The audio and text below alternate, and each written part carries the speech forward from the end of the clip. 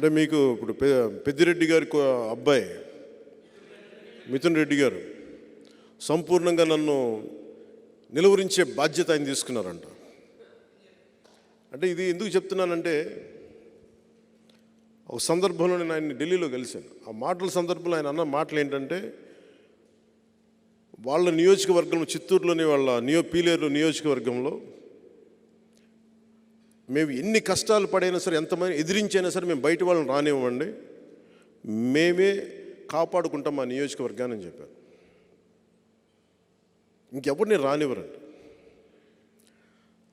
అక్కడ మన పార్టీ కోసమే పోయినసారి ఒక యాదవ సమూహాలకి చెందిన సామాజిక వర్గానికి చెందిన ఒక యువకుడు మన పార్టీ తరఫున పోటీ చేస్తే పాపం చాలా భారీగా నామినేషన్ వేశారు. కానీ ఎలక్షన్లో ఓడిపోయారు. మీ ఓట్లు బాగానే వచ్చినాయి.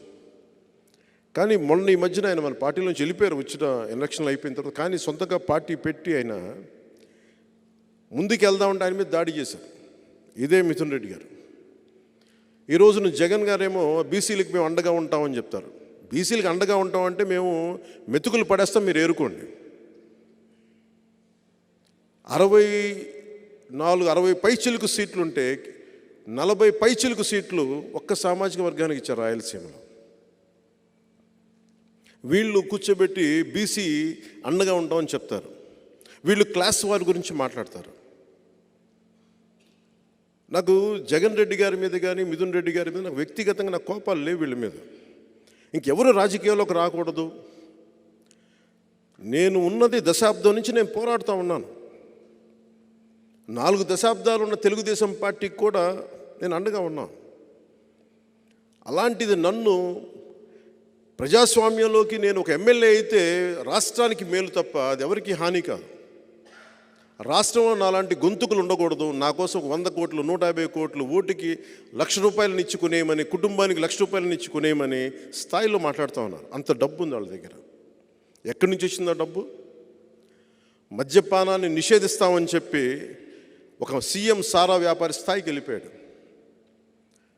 జేపీ వెంచర్స్ అనే ఒక కంపెనీకే మొత్తం ఆంధ్రప్రదేశ్లో ఉన్న మొత్తం సమగ్రంగా ఉండే ఇసుక రీచ్లన్నీ ఒకళ్ళ కింద వెళ్ళిపోయాయి. అది మిథున్ రెడ్డి గారి కుటుంబీకులు.